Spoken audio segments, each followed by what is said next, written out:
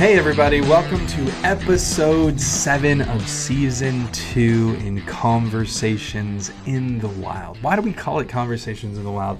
Well, the original reason was because guys often do life shoulder to shoulder out doing stuff.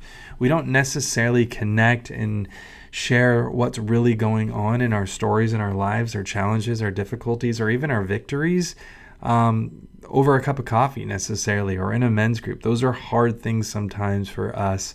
But when we're out in the wild, maybe on a hike or camping, surfing, skiing, whatever, golfing, we often start to be honest and real about the challenges, the difficulties, and even the things that we're going through with work or parenting, our marriages. That's when we get real. So the hope is that we would have honest and authentic conversations that would inspire more guys to be real and honest and share what's going on so that they can have support and brotherhood and friendships to do life together in community.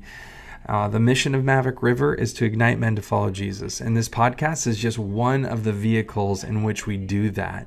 The other thing, as you know, we equip churches. We come alongside and we give guidance and a framework to build thriving multi-generational men's ministries that will build men towards Jesus, that will build the kingdom, that will change a church, that will change a home, that will create an incredible next generation of leaders through our fatherhood. And so I'm really excited for today's episode because someone that has done that very, very well, and I've watched it both publicly and more personally because we're friends, is Mayor Will. He's been the mayor of Newport Beach more than once. Beginning in 2020, Will started off a great term, and then many challenges began to happen through the year 2020, which you all know. So trigger warning, there is some stuff that we go back and remember that were really difficult, one of which was a helicopter crash. And almost every person on that chopper was from the city of Newport Beach, including Kobe Bryant and his daughter. A tragic start to the year, and then of course the pandemic, of course lots of protest and all sorts of difficult things in that year that he had to learn through being the mayor, and his leadership was absolutely extraordinary. He did these things called the daily updates, which he's continued on his Instagram, that gave a lot of clarity and understanding through some of the really hard things to navigate and understand in the pandemic. He gave clarity to, and he gave words to, and they were very bipartisan and data inspired through doctors and research, and he just helped us understand things on a really practical way. And so he is a supporter of Maverick River. I'm so grateful for he and Jenny and their support for this ministry, and he's an inspiration to me. And also, fun fact, he loves Star Wars. He would never mention it because he's, the mayor and wouldn't want people to know that he loves Star Wars, but he totally does, as do I. And so I think you're going to love this episode. Will is a leader, an incredible man of God. He's been impacted by men's ministry here at Mariners Church, and he's just this huge supporter of our church, men's ministries, and Maverick River. So enjoy and share. God bless and enjoy.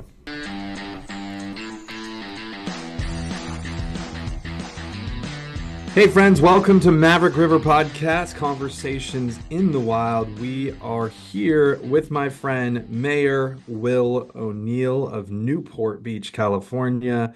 An incredible man, friend. He also loves Star Wars. He won't admit it, but he is the biggest Star Wars nerd ever.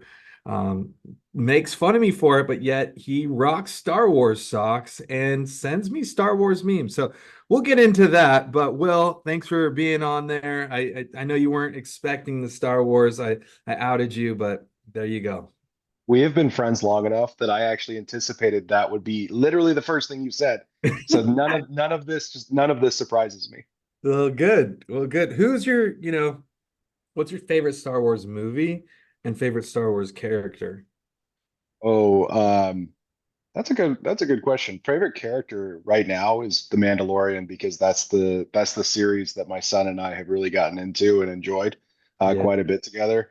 Yeah. and I can't believe I'm blanking on this right now, but it's the movie. The name I'm just blanking on the name of the movie. It's kind of the one-off that came out showing how they actually got the map for the Rogue Dead Star. One. Rogue One. Rogue One's my favorite movie. That's a great one. Yeah, Rogue One was incredible, right? Kind of a prequel, so to speak, to Episode 4, How to Get the Death Star Plans. There was that elite squad. Such a great movie. Great. But a sleeper. Not a lot of people say that. It's usually the originals or, something like that. But I'm also a huge Mandalorian fan. Absolutely incredible series. But one thing I want to ask, and we'll change off Star Wars because you're one of the only people I know that has actually stayed at the Star Wars hotel in Florida, and it's now closed. Like it was a failed Disney project, but you went and experienced it. How was it? So I'm not surprised it failed. Let's start with that. It was Okay. fun, but the idea is it's supposed to be an immersive experience where you're back at yeah, you're back in Florida. They kind of check you in, and then you go in, and then it's a story built around you. So they have a bunch of character actors who invite your kids, and I would never have stayed there with just Jenny and me, but there were plenty of couples, adults only. But we had our kids with us, and they enjoyed it. It was really fun. And then, they take you over into the park so you can go on Rise of the Resistance and whatnot. But it was pretty expensive, number Oh one. yeah. And number two, I don't really know why you would go twice. The story doesn't seem to change. I doubt the story changes that much. I mean, they have you do different things here and there. And so you can interact with characters in different parts of the little mini hotel that they've got there. But I'm not really sure why you go twice. And so that was probably those two things combined probably made it into a failed experiment. But it'll always be something that my kids and I have as a core memory. Yeah, that's awesome. You're one of the few. And then I don't even think it made it a year. So I'm Disney. not sure, but I actually bought a few things from their little gift shop that you couldn't buy anywhere else. And someone checked on the little notebook that I've got that because I like writing things in notebooks. It's one of the things that helps me quite a bit to kind of remember things. I'm sometimes a kinetic learner. And so I actually bought one of those notebooks, and I'm not sure I can use it now because I think on eBay it's going for way more than Ooh, what I had purchased it for. there you go. You could pay for that expensive Disney World trip off that journal you bought. All right, enough about Star Wars. I just had to get that in there because we're both such big fans. You're a huge fan. So share a little bit about yourself, your family upbringing, kids, your favorite thing to do and eat, and all the things. Oh man, so I grew up in Fresno, California, so right in the center of California. I've never left California in terms of living. I've lived all over the state, but I grew up in Fresno. To two parents, they're both still alive, both still married. So I mean, it's pretty amazing blessing when all things are considered. And then I've got a younger sister. She actually moved down to Newport Beach eventually, so we both live in Newport now. And she currently, well, actually not currently, but for years now, was really involved at the MOPS program over at Mariners, which is really cool. But Mhm. anyway, so coming back around to growing up. My dad was a Superior Court judge and then became a federal judge in Fresno. My mom was the president of what was called the YWCA in Fresno, which took in battered women and children. And so my sister and I would actually do homework from time to time over at the women's shelter over there. And so you realize really quickly that there are a lot of people who grow up in a situation that's totally different than yours and much harder. And so I grew up around two people who really spent a lot of time thinking about how to serve in their community. So that changed my sisters and my view of the world. And then eventually, because I could throw a heavy thing far, so I actually was I threw the shot put and discus. Technically, it's called putting the shot and throwing the discus. But anyway, so I was able to throw heavy things far and read, and so I got recruited to a whole bunch of good schools, and eventually made my way up to Stanford University for the track program. Wait, so I didn't ever know that it's called pudding shot. Well, where Yeah. did that get mixed up and why does that sound so awkward? I don't know why it's called that, but the reason it's called shot put is sort of like it's called baseball throw. So that's the equivalent. It's the round ball that's usually metal is called the shot, and then the act of throwing it is called putting it. And the reason is because if you ever watch it, you really don't throw the shot. If you tried to throw the shot, you'd throw your shoulder out immediately. Those things are heavy, and so what you How actually heavy? do. So when you're in high school, it's 12 pounds, 10 pounds when you're a freshman and sophomore, 12 pounds when you're a junior and senior, and then 16 pounds when you get to college. 16 pounds is also the equivalent of what it is in the Olympics. That might not sound like a big difference from going to 12 to Mm. 16. I will tell you it was a massive difference. The difference is because you're putting so much pressure behind it and you're putting it right on kind of your fingers, not on your fingertips, but kind of like right on the base of your fingers where it meets your palm. The amount of pressure that you put on it can actually basically, if you're not taping your wrist up, can put your middle finger right back on your forearm. And Ooh. so 16 pounds is a big difference. And so you end up seeing some very big boys throwing some shot, Oh putting yeah. some shot, I guess is the better way of putting it, obviously by the time you get up to college and then the Olympics. I'm totally blown away when I watch the Olympics in shot put. So that's coming up you're fired up for the pudding shot Olympic events coming up. I always wake up no matter what time it is to watch it live, and then I will. I'm really excited for it to come to Los Angeles. I think it's going to be kind of a train wreck and a disaster to come to Los Angeles for a bunch of different infrastructure reasons. But Mm. I am definitely going to try to make sure I'm there for the shot put and discus events. Um, do you think that U.S. pudding shot team is a fierce competitor going into the Olympic Games this summer? Oh, so there's so yeah, so we'll just call it shot put because that's what everyone calls it. So No, I like uh, calling it pudding yeah, shot. no, that's not what anyone calls it, even the ones who are throwing it. But it's so the Americans. This is one of those events the Americans dominate in, Yeah. and so the current world record holder is an American. The most likely person to take second place and get the silver is an American. Mm. We have always dominated in shot put for some reason, and we will continue to do so in these coming Olympics. Discus, not so much, but shot put definitely. So discus is similar, but with also a metal disc. Yes, sometimes it has a little bit of like a fiberglass or a wood frame, but the it's always metal around it. That by the time you get to high school and then college and the I'm sorry, by the time you get to college and the Olympics, it's 2 kilograms, which is 4.4 pounds. And these guys who make the Olympics, I mean, they can throw it so far. So you're not going to win the Olympics without throwing at least 230 feet. I was never anywhere near that in college, but I was good enough to be in the top 10 in the pack. When it was the Pac 10, I was good enough to be in the top 10 there. My best Nice. place ever was, I think, gosh, seventh place in the Western region. So that was my best I ever did. But I also graduated college in 3 years. So I didn't have that fourth year. I feel like I would have done better. But for discus is not exactly a career, future career option. And I needed to get to law school. So graduated a little early thanks to a bunch of credits I had coming in from my public high school, which was a very good public high school in Fresno. And then went over to law school over at UC Hastings College of Law, which is in San Francisco. Mhm. Had a great time there. Enjoyed living there, but knew that it wasn't going to be the long term family solution for me. So moved to Orange County for work, and I've been here ever since. So just making sure you were on the Stanford pudding shot team. I was on the track and field team, Okay. and I was in the field events. So no, literally, again, I'm going to come around and on this. Literally, no one calls it the putting shot team. I know, but I probably will now be the person that does. So just it's just fun to say. It sounds ridiculous, and I didn't know that that was what it's kind of called. Yeah.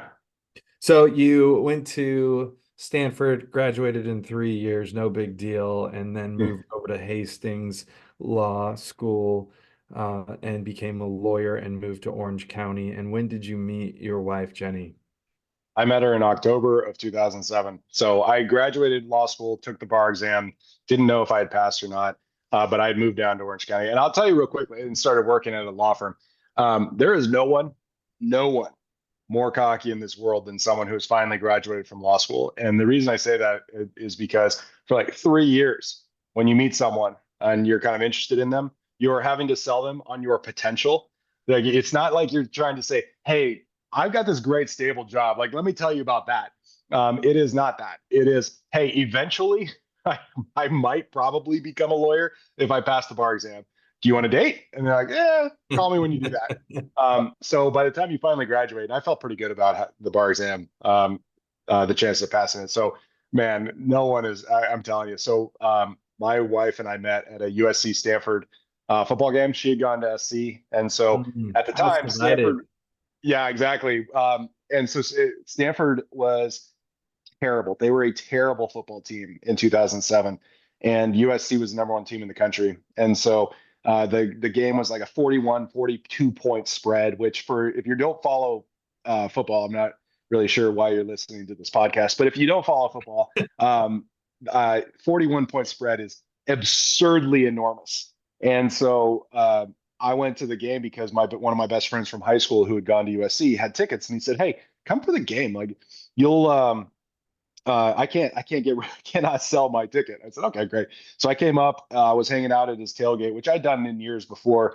And I saw this girl and I went, "Ooh, she's cute.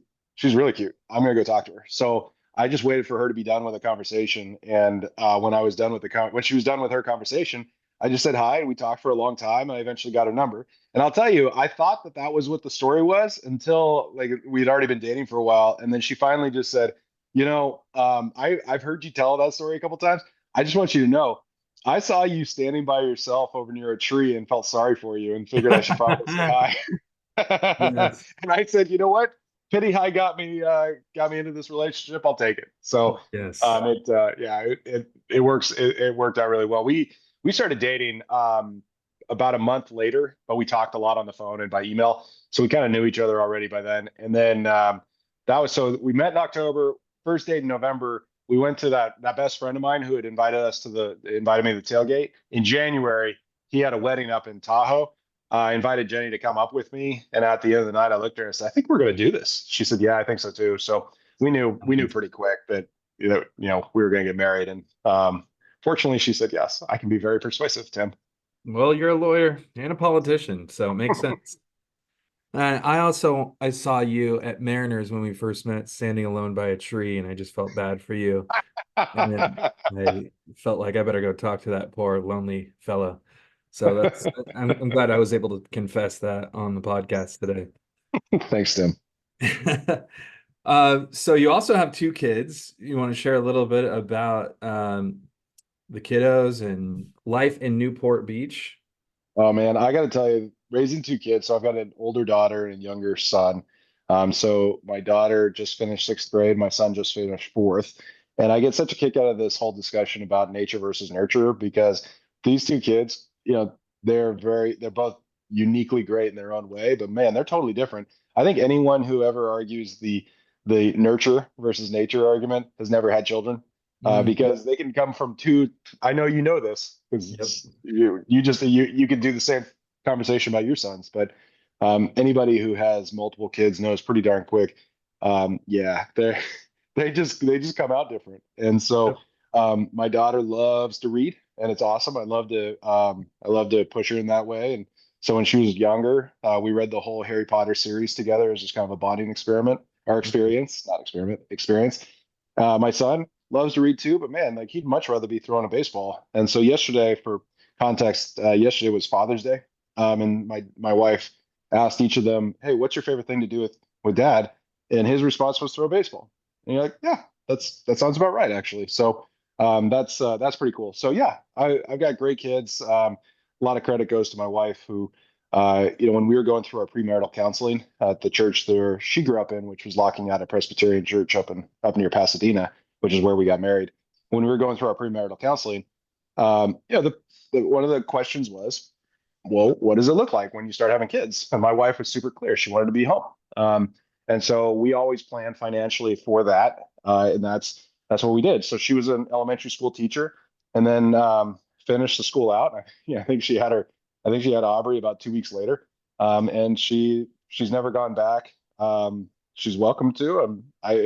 She's a phenomenal teacher. I would love to see her back in the classroom if that's what she wants to do. But man, she's an amazing mom. She's an amazing wife. She volunteers all over the place. She's a Sunday school teacher at Mariners, Mhm. and she's living the life I'm confident that God has planned for her. And it's a real blessing that she has that choice. That's awesome. Yeah. I know Jenny and your kids and awesome kids. Jenny's amazing. And you've done a great job as well. I got to see you be a dad in a lot of different settings, and they're always very proud that at some of the different political things that I've got to see you be a part of. So that's pretty cool to see. So well done on that. Speaking of politics, so you practice law and you're a politician. How did you get into politics? And you first became the mayor of Newport Beach in 2020, which was an absolute train wreck. And I'd love to talk a little bit about that. Not you being the mayor, of course. You're easily my favorite and the best mayor of all time. But how did it start? And then let's talk, just because it's fun to talk about all that you had to deal with in 2020. Yeah, so we'll start a little bit farther back. So back in 2014, I was working at a large law firm called Haynes and Boone out of Dallas, Texas. I was in their Orange County office. Amazing law firm. And if I wanted to stay at a large law firm, I'd stay there. But I didn't. I had been working quite a bit and just not seeing the kids as they were growing up. And that was a big problem for me because my daughter was 2 at the time. My son had been born in August of 2014, and I was looking around realizing this wasn't quite the life that I wanted for my family. And so right around the end of that year, a friend of mine had come to me and said, "Hey, there's this opening that's going to be happening in 2016 for the local city council position. You should run for it." And my response at the time was, "That sounds terrible. Why would anyone do that?" And I also had the pretty good response. Also, I don't have time for literally anything else. There's no shot. So at the beginning of 2015, actually at the very end of 2014, I should say, I was talking with my wife, and I was not super excited.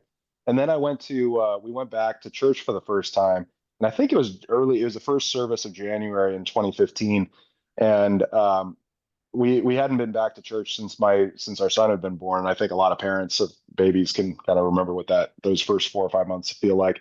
So we were back at church, and we at the end of the sermon, my wife just looked at me and said, "Hey, do you feel like someone was talking to you during that?" And I said, "I do, yeah." And she said, "Yeah," and I said, "Yeah, I got to leave my firm."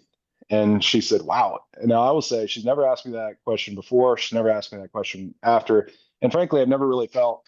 I'm not one of the people who feels like I hear God's voice very often, but that one felt pretty clear to me. Right. Uh, and so we went home, we sat at the kitchen table, and we talked about why. What is it? And it was three things. Now it wasn't just like, hey, leave, like, and then go figure it out. It was, what are the priorities that need to be changed? And there were three of them. I needed to spend more time with the kids as they were growing up. I needed to get more active in our church because I had been really pretty active in a South County church before we had moved to Newport Beach, and I just hadn't connected as well at Mariners yet. And then the third was get more active in the community, which I thought was going to be nonprofit board work because I'd been asked to do a bunch of nonprofits, and I kept saying no because I just didn't have the time for it. And Sure. so I got really, I obviously, so then I went back to actually the firm where I started, which is a small firm, and have been there ever since. So that took care of, the time commitment of being closer to family as the kids are growing up. Then on the church side, I was really fortunate because really, none of this happens by accident. I went golfing with a guy who did legal service work, and so a kind of a vendor for attorneys. And he said, "Hey, I'm going to invite someone else," and that someone else was Wedo. And we is on the executive board for the for Mariners Church. So I literally, this has all just happened, and I sat down with and we said, "Oh man, you got to meet Eric Hurd." And so I met with Eric, and he put me into an executive men's group that he puts together, and I've been part of that group ever since. And so that group now is going on about 9 years, a little over 9 years strong. I'm sure we'll talk about it, but that's been a cornerstone of my life ever since. And Mm. then the third was, get more active in the community. So that friend of mine who I had told no to, came back and said, "Oh, good, now you have time." And I said, "No, that still sounds terrible." And then so he was insistent. He got some other folks involved, and I told him, "Look, give me 6 months to to figure out what this thing is, so I can kind of find out all the reasons not to do this. I can just give you one of them, and we'll be done." And a whole bunch of things kind of happened along the path that a lot of doors got opened that I frankly it shouldn't have been opened under any other circumstances, but they were. And then I ended up deciding to go run in 2016 with of course my first vote being Jenny's, because if she had said no, I would have been out pretty quick. Yeah, of course.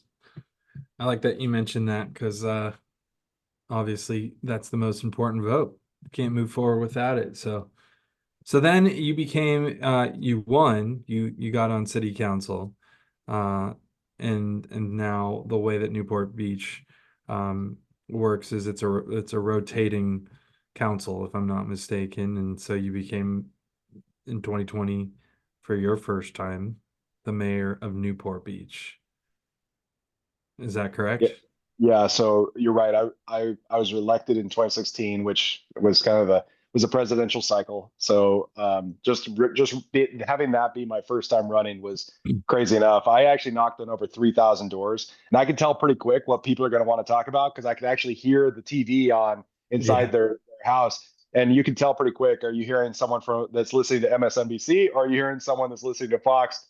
And everybody wanted to talk about the presidential cycle. You're kind of like, well, that's cool and all, but I want to go make sure our streets are paved. And Yeah. so, Yep. but that was, it was fun. I knocked on 3,000 doors, got bit by one dog. It would, that's pretty Oh, good ratio. that's pretty But good. that was pretty good. So, and then you're right. I was mayor pro tem, which is kind of like being vice mayor. I was mayor pro tem actually for 2 years in a row, because I got kind of tapped on the shoulder a little earlier by my colleagues that I wanted to be. I became mayor pro tem in my second year, and I said, "Hey, I'm not sure that I want to do this. I'm not sure I want to be mayor in 19. I think I kind of want to be mayor in my last year of my first term." And they said, "Okay, sure." So anyway, I ended up being mayor pro tem 2 years in a row, and then mayor during 20. Looking back on it, obviously, 20 ended up being a year, but it was an interesting time because when I became mayor and you're right, we have a rotating mayor system. So the voters elect the city council, but then the city council chooses amongst themselves who's going to be mayor. Mhm. There's about half the cities or so in Orange County that do it that way.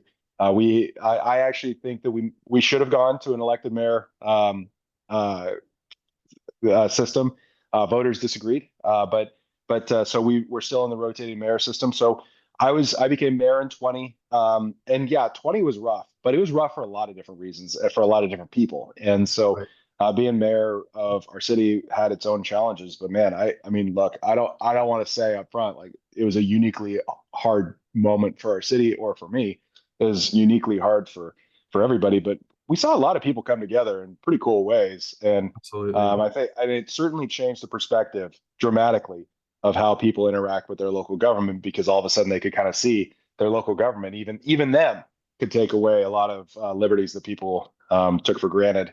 And so I think a lot more people have been paying attention to who's on their city council, who their mayor is for sure. Yeah, I mean, beyond just the pandemic, there was a lot of different things that happened for the city of Newport Beach. I'd love for you to just like you've done in the past, just list off all the crazy different things that went down that you had to kind of govern and work through. Yeah, I mean, the first thing that happened in the city of Newport Beach, but for what happened about 2 months later, would have been the worst thing that's ever happened in our city, when we had our helicopter crash, and we lost 9 members of our community, the most famous being Kobe Bryant and his daughter. But that day we lost a lot of people. We lost neighbors, and we lost moms and dads, and we lost daughters and sisters. It was awful. And Yeah. I remember exactly where I was when I first found out about it, and the whole day felt like a almost a blur. But you just kind of have to, in those moments, you have to step up and govern in the way that you can you can do it the best and just represent and kind of channel through the grief that's going on in the community. So one of the things that happened pretty quick, as you can imagine, the city of Newport Beach, we knew pretty darn quick who was on the helicopter, much faster actually than TMZ or a lot of other news agencies, because people knew who was on the helicopter. They were neighbors. And so first thing we did was we made sure the police got to the homes faster than any news agency did, because we wanted to make sure that people weren't finding out for the first time from from a journalist. And Right. so and we wanted to protect them in their moments of grief. And so we made sure that we had everybody at least physically in a safe location. But then you start channeling through the grief through the rest of the day and the week and weeks after. I remember one of the things that a lot of people, not a lot, but a handful of people internally were trying to push for was, maybe the city should have its own quasi memorial. And I said, no. I know our neighbor, I know our community well enough to know that someone's going to do something, or the group of people are going to come together and make it almost their own kind of spontaneous community event. Because when you started involving politicians, you kind of saw this a little bit up in Los Angeles when they did it over at the Staples Center. I guess now crypto, whatever it is. But anyway, Staples Center was. It's really hard because now you have to choose who's going to speak, when are they going to speak, how long are they going to speak. Man, it becomes political awfully quick once you Right. involve politicians. Right. And so that's exactly what happened, though, is that our community came together over at Mariners Park, and people kind of had their ability to grieve as they were going to. But I saw some really hard things during that time. I went over to Harbor Day School and watched kids hugging each other and crying because they had lost a classmate and a teacher. Um, I went over to Ensign Middle School, where watched the same thing. I was at Newport Harbor High School, Corona Del Mar, which they call the Battle of the Bay basketball game, where they had a moment of silence before the game. You could hear a pin drop. I've never seen that before, and everybody's and you had the names of everyone who was on the helicopter on poster boards on the walls in the gym. So that was awful for about a million different reasons. And so we were kind of working through that. And I still think about that regularly. It's just Right. it was a tragedy of a monumental import. And I took every interview I could get that day because everybody wanted to ask me what it was like to lose Kobe and Gianna. And I absolutely, I mean, yeah, it hurt a lot, but I wanted to make sure we were also saying the names of all of our other community members we lost that day too. So that it wasn't lost on anyone that, this was a local tragedy. And then of course, from that grief, we then roll right into what in the world is going on with this COVID virus that we're seeing all this carnage over in Italy and then New York City, with a lot of speculation on what in the world's going on in China with this. And then as it started spreading out, one of the things people forget is that the state of California, at least at the beginning of this, when we had a cruise ship that had COVID positive patients off of the coast up in Northern California. They're trying to figure out what are we going to do with these folks. And the initial reaction was, we're going to send all of them to Costa Mesa. And everybody who catches COVID in the state of California is going to be quarantined in Costa Mesa, Oh, California, at Fairview Developmental Center. I And remember and that. Oh yeah, my and so goodness. yeah, and so that's kind of how it all started. And I'll just say it was very good to have the Newport Beach mayor be a litigation attorney at that moment. It all paid off. Yeah, but you're right. So, I mean, moving forward from there, Governor Newsom kind of shut the state down, which at the time seemed like the reasonable response. We really didn't know what this was. Right. So the question at that point on everybody's mind is, okay, well, what is this? And so fortunately, especially during the time when California was talking about quarantining every COVID positive patient in Costa Mesa, I'd actually reached out to our local hospital, which is Hoag Hospital. Hoag is a nationally respected, renowned hospital with doctors that are just unbelievable. So I called the CEO of Hoag. His name is Robert Braithwaite, and asked Robert, who I'd gotten to know just because of my time on city council already. Hey, can anyone tell me what COVID is? He goes, actually, interestingly enough, I'm going to send you over to a guy who specializes in COVID research. I said, okay, let's go. So Right. That helped the cause initially. And so I called the doctor, and he asked me the question, which I'm just going to tell you real quickly. If you're ever hanging out with a politician or an elected official, don't ask the following question. But he asked it, which is, "Hey, Will, do you remember me?" I'm like, "Oh man, I'm sorry, I don't. Remind me." And he said, "My daughter used to babysit your kids." I said, "Well, that's awesome. Now we have a relationship. Let's go." And so he really explained to me what it was, and he was right from the very beginning. He was right. This is going to affect older people much more than younger. Younger probably won't see that much of an effect, and that we really needed to safeguard and protect those who are elderly, especially those who are elderly with comorbidities, health issues. So Newport did the exact opposite from New York. So we went and partnered with Hoag Hospital and had our fire department, who are the ones who would respond anyway, because they're the EMTs and paramedics, went into skilled nursing facilities and elderly care facilities, and made sure that everyone understood you do not send anyone who's COVID positive back into them. And we're going to try everything we can to make sure there aren't breakouts and outbreaks, and do everything we can to make sure that people are safe and protected. And then at the same time, one of the questions was, okay, so what's our role going to be at the city council level?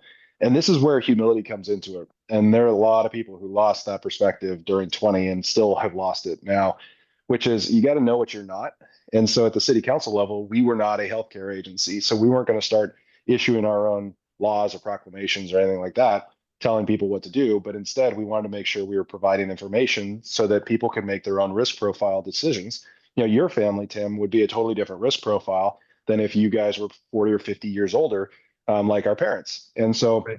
the question at that point, though, was how do we make sure people know what this is and can trust the information? And so at the time, we were concerned that if we tried to highlight the CDC's information, some people would ignore it because they think it's coming from President Trump. We were worried about trying to highlight the state because we weren't confident in their advice, but we were also worried that some people would ignore it because it would be coming from Governor Newsom. And then we didn't know anything about the Orange County Healthcare Agency and how effective they'd be. So we just said, look, why don't we just highlight the information from people who people trust during a time of health and sickness?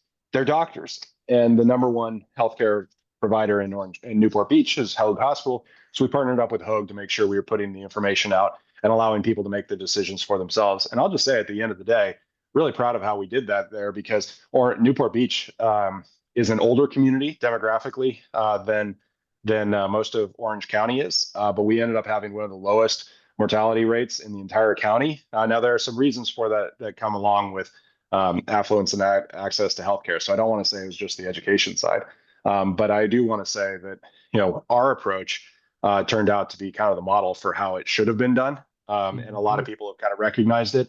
We didn't know it at the time, but you had a pretty good feeling for that. And that's, like I said, it's a humility thing, because even a neighboring city of ours that imposed their own mask mandates, they thought they were doing right. They weren't. It was wrong, and they regret it now, I suspect. But there was a big difference between having that humility side of it versus having kind of almost like the dictatorial, I know what's better for you than you know it yourself. That's crazy. And especially at the local level, like you need to be really careful about telling someone else how to live their life. And in this particular case, like I said, the education first approach worked really well for us. Yeah, you guys did a fantastic job, and you became, um, kind of a voice of clarity in a time of tons of confusion. You could never kind of wrap your head around what was happening, and then you started doing the daily updates on your Instagram, and that became kind of, at least it felt, maybe to me, somewhat bipartisan in here's what's really going on. And that became a really good resource for a lot of people to follow along. What does uh, the daily update say from Mr. Mayor Will O'Neill? So the other thing that was fun is, besides your Peloton rankings, which I do want to mention, and I remember asking you, we sat down in 2020, and the world was on your shoulders, and you were dealing with tons of different things. I'm like, dude, how are you managing all this stress? And you're like, well, have you seen me? I'm on the Peloton. And you lost like tons of weight because you're just like cranking out uh, miles and miles and miles. Really quick, let's talk Peloton. I don't want to go there for too long because it is noteworthy. I don't like giving you anything to help your ego, but I will for just a second because you were like, I don't want to speak for you. Just talk about Peloton for 2 seconds here. But yeah, so what had happened was my cousin, who's a police officer up in Huntington Beach, called me about a month into everything going on in 20 and today. You've got to find a release for stress. You've got too much going on in your life, and you uh, same advice that your doctor would normally give you anyway, which is eat better, drink less, and exercise more. And so on the exercise front, I took on Peloton because it was stationary, and I was on a lot of conference calls, and so I could kind of do it while I'm listening to conference calls, or I could just sweat out the frustrations of what's going on. And see, here's the thing, Tim. Like I mentioned earlier, I was really good at shot put and discus. The reason for that is because if I start working out and I do a thing repetitively, my body reacts by putting a ton of muscle on right where that is. It is not awesome for losing weight. So I appreciate you saying I lost weight. I'm not sure how much I actually ended up losing, but I did get in much better shape. And so my shorts actually stopped fitting properly because I was doing Peloton a lot. But See? it You got lost to the weight. it, yeah, I did, and it did get to the point though where the numbers were a little outrageous, and I was taking I probably shouldn't have been posted that the humility side of what I was just talking about. Maybe not as followed as much because I was actually posting some of my numbers on social media through Instagram stories and whatnot, and they were they were big. I'll just put it that way. They were No, no, no, no. They I got were pretty good. I more got than pretty good. big. Just for 2 seconds, and then I'll go back to making fun of you. You were ranked amongst thousands in like the top 10, I believe. It Just was give it us, was some just give us. there. Yeah, there were a few where there were like 90,000 rides, and I was in the top 20 or something like that. It was I got that was, but I want to point this out. Like that was my outlet. Like that was there was a lot going on that year because one of the things we didn't talk about, we we were in international news because we had people on beaches. Oh my goodness, Tim, there were people outside. Don't take And away my so beaches. Do not yeah, take away my beaches. there were a lot of people who had that exact feeling. So it was crazy though. I mean, we were a month in, and we'd been told, hey, look, like 2 weeks to stop the spread. And we're a month in, and people go out to the beach. It's crazy how that happens, but people went to the beach. Well, beaches were closed in Los Angeles County. Beaches were closed in San Diego County. Beaches were open in Orange County for really good reason. This was an airborne virus, and we needed people to be outdoors, not indoors. We needed people to have sunlight. Like there was all the we needed people exercising, going around. Like there were all these things we knew at the time. Like people are trying to do revisionist history now, saying, "Oh yeah, we didn't know that." No, we knew that at the time, and there were plenty of people talking about it. And so actually, so we had this photographer, and a real quick note, like on a 4th of July weekend, we'll have somewhere between 120, 140,000 people on our beaches in Newport Beach. It is like we have 7 or 8 miles of beach. It's not uncommon for us to have a ton of people. Right. And on this day, we had 40,000 maybe. But we had a photographer from the Orange County Register take this long lens photo and condense it down in kind of this way that was super deceptive, where it made it look like people like miles of beach were like 100 yards and people were on top of each other. Well, no one in normal times like purposefully sits next, like within 6 feet of a stranger on the beach. I'm not even gonna get into the 6 feet rule, but like what I'm saying is like there's just not there's it just is it's silliness. And so the problem was the international press picked these photos up and looked, oh my goodness, look how irresponsible Newport Beach is for having people on their beaches. And so I got people emailing me from Paris, France, telling me I'm a murderer. And so Governor Well, Newsom, felt like he had all this pressure on him. So he decides to shut down Orange County's beaches, not like anywhere else, just Orange County. And so we pushed back pretty hard. And I will tell this story real quick because I haven't really told this story at all in the last 4 years until he told it publicly. So now that he's told it publicly, I'm going to tell the story. So keep going. so the international press gets it over the weekend. And then on Monday, I think it was Monday or Tuesday, I call a special meeting for the next day. That actually made national news.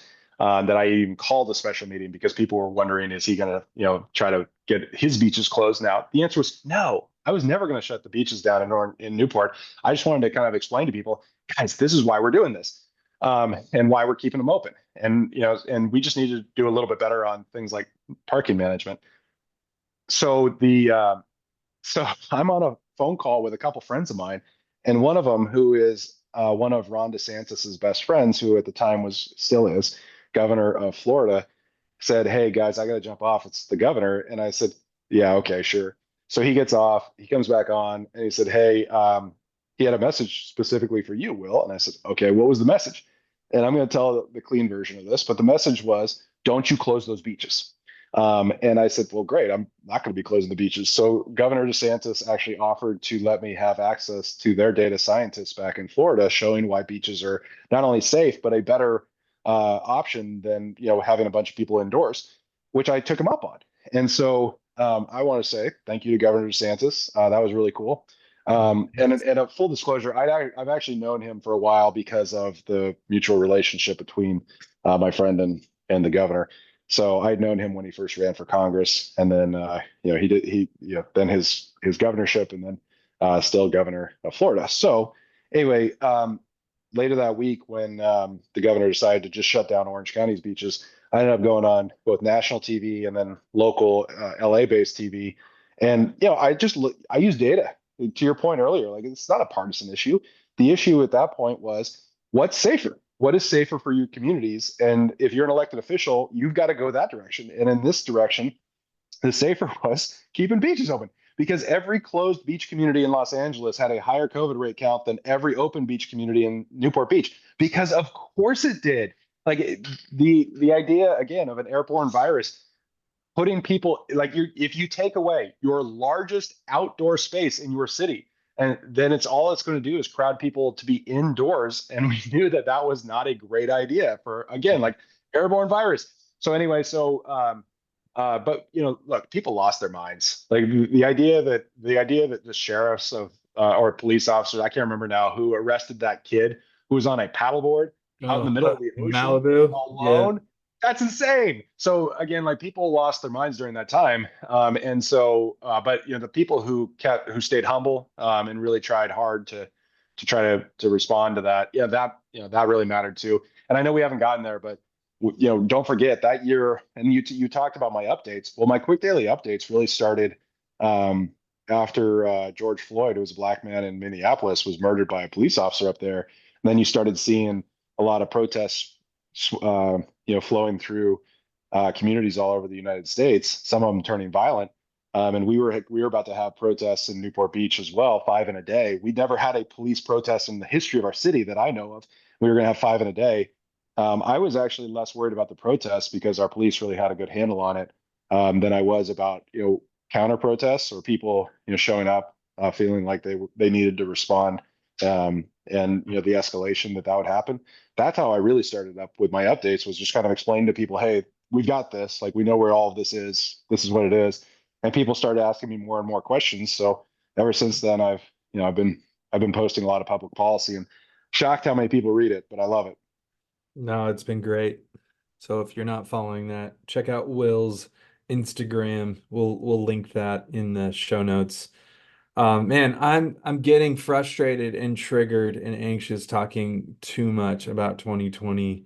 So we're gonna take a turn and talk a little bit more about faith and ministry. And you alluded to earlier getting connected at Mariners Church and connected into a men's group. And uh, as everyone knows, Maverick River podcast is um, a part of my nonprofit, Maverick River Collective, in which, our mission is to ignite men to follow Jesus. We want to make men, um, give them the purpose that they have for their life, and that's following Jesus and transforming communities and their families and their children and their marriages. So Will does a ton of that, and you've been a huge supporter of what I'm doing in this ministry.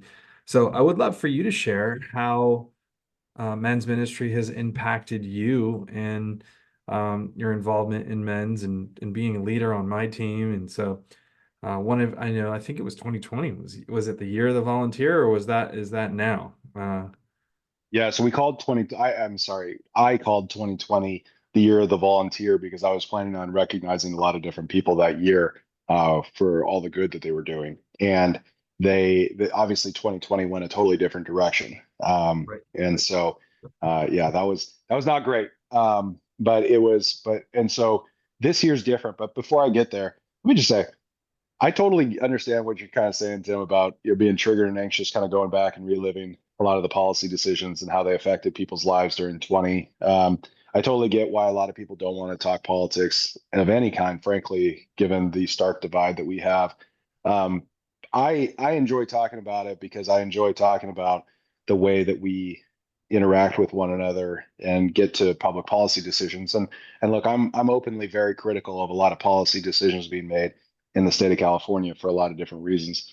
But one of the things that why it doesn't, I'm not down a lot. Like a lot of people have asked me sometimes, like, why am I still optimistic about things? Like, why am I still living in California, knowing all the policy decisions that I see? And I'll just say real quickly, a lot of it comes back to um, the church that I was at down in South Orange County. I was in a great men's group there, and the guy who was leading it, his name's Barry. Barry used a quote one time. I'm not sure. Maybe he took it from somewhere, or maybe he came up with himself. But he said, "Look, being Christian's like watching a football game where you already know the outcome. And so you can watch the game, watch your team throw an interception, watch your team get scored on, watch your team give up a fumble. But at the end of the day, like your team won. And so those moments, they hurt. It's not fun to watch your team, do poorly in a particular moment. But at the end of the day, like it doesn't hurt as much because you know the outcome. And there's a lot of politics right now. So to be clear, like I enjoy politics. I enjoy the public policy side of it, but that's not what defines me. Like being mayor is awesome for a bunch of different reasons, but that's not what defines me. Like if I were going to list out the titles that define me, that might not even be in the top five. And so being a Christian, being a father, being a husband, those are, not in that order. You'd almost certainly go Christian, husband, father. But those are the top three for me. So when we're talking about like the ways that I kind of work through in the environment that I'm serving in, man, I'm supposed to be in this environment. I'm there. I know I'm supposed to be here at the time I'm supposed to be. But that doesn't mean that I'm that I define this. And there's so many people right now. And frankly, there are people at church, and I hope you're kind of hearing this, where that I'm going to say this super clearly. Politics is not your religion. Like Mhm. it cannot be your faith. It does not define you. It Yeah. matters a lot because it affects a lot of the things that we deal with in our lives. And look, going back to 2020, one of the worst decisions this state made, and I'm glad the U.S. Supreme Court reversed it, was the idea that like people should be prohibited from going to church, but they can go to Home Depot. Like that's crazy to me. So Yep. decisions like that. But Yeah.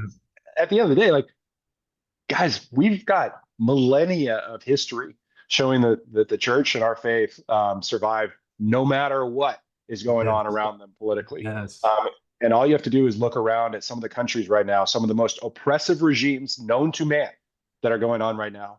And still darn well, we're going to be fine because we know we know what the score is at the end of the game. And so doesn't mean we don't fight, doesn't mean we don't push, doesn't mean we don't, engage, because we absolutely are called to do all of that. But I want to be super clear. None of this, Republican, Democrat, liberal, progressive, conservative, and none of that changes the faith that we have. And so it really matters because none of that is our religion. Where we go to church, that's our religion. So I just want to highlight real quick because I know this gets frustrating. I know a lot of people want to talk to me, and even people will walk up to me sometimes and kind of whisper, "Well, I read your updates and I agree with everything you're saying." I'm like, "Awesome. You don't have to whisper, but I appreciate that. Thank you very much." Yes. But people feel like they need to because it's so polarizing and they don't want to talk about politics with their friends. That's cool. You don't have to. But I'm just saying, like, it doesn't matter at the end of the day. Like, it does matter a lot, actually. I will say. your political persuasion does matter a lot because it does affect a lot of public policy and it does affect quality of life for a lot of people. And that's where I'm hypercritical is on the public policy side. But at the end of the day, we know what the final score is. We're going to be fine. That's it. I love that your energy and the way that you spoke about your identity in Christ, your faith is equally matched with, well, not matched. You're more excited about your walk with Jesus. I know that. But you get equally as excited to make sure that we don't see politics as religion and or our identities and where or how we vote, what color that looks like, because ultimately it's secondary and it matters. And you made that clear, it matters, but ultimately the things that matter most, the three core values you listed, is your faith, your marriage, and your kids. And that's the right order. And so I think that's important to hear. But back to kind of that original question, how has men's ministry been definitive in impacting you and your family and your life? Yeah, I mean, men's ministry grounds me in everything I just said, and it's really important because it you have a lot of common experience with people, and just talking with people reminds you of something that Kenton Beshore, who was the main pastor at Mariners for a long, long time. I remember one of his sermons. He said, "You are unique, but your circumstances are not."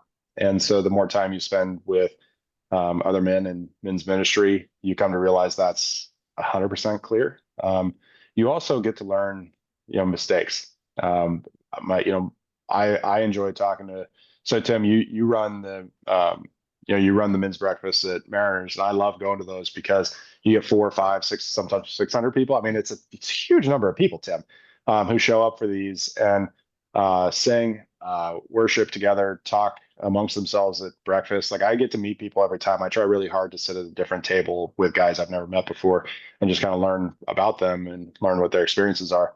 And then my men's executive group that meets with Eric Hurd, we meet every couple of weeks on a Monday morning. And a lot of I'm the youngest guy actually in that group. And I to be, I'm 40. So it's not like I'm young, but I'm young for the group. And so there are a lot of guys who've had pretty rough times with some of their relationships with their kids. That some of their marriages didn't work, and they've lived lives where they're kind of like, "Gosh, dang it! Like I really wish I had done it differently in certain aspects." And what's really fun is those guys, they want you to do better. Like they want you to hear about their journey and then not make those same mistakes along the way. So I get to hear the good, the bad, the ugly, and we just kind of share it together because all of it really it matters to them, it matters to their families, and it matters to our communities. And so I found the men's ministry, it keeps you grounded, and it really reminds you what's important. And I really enjoy spending time with guys who have hit the pinnacle of their profession and will still tell you the most important thing in their lives, their kids and their wife and their faith. Because at the end of the day, I'm 6 months out right now from not being on city council anymore, not being mayor because we have term limits, which I just say real quickly, I love them. I love term limits. I think they're great. So I'm not going to have the title of being mayor or on the city council in 6 months.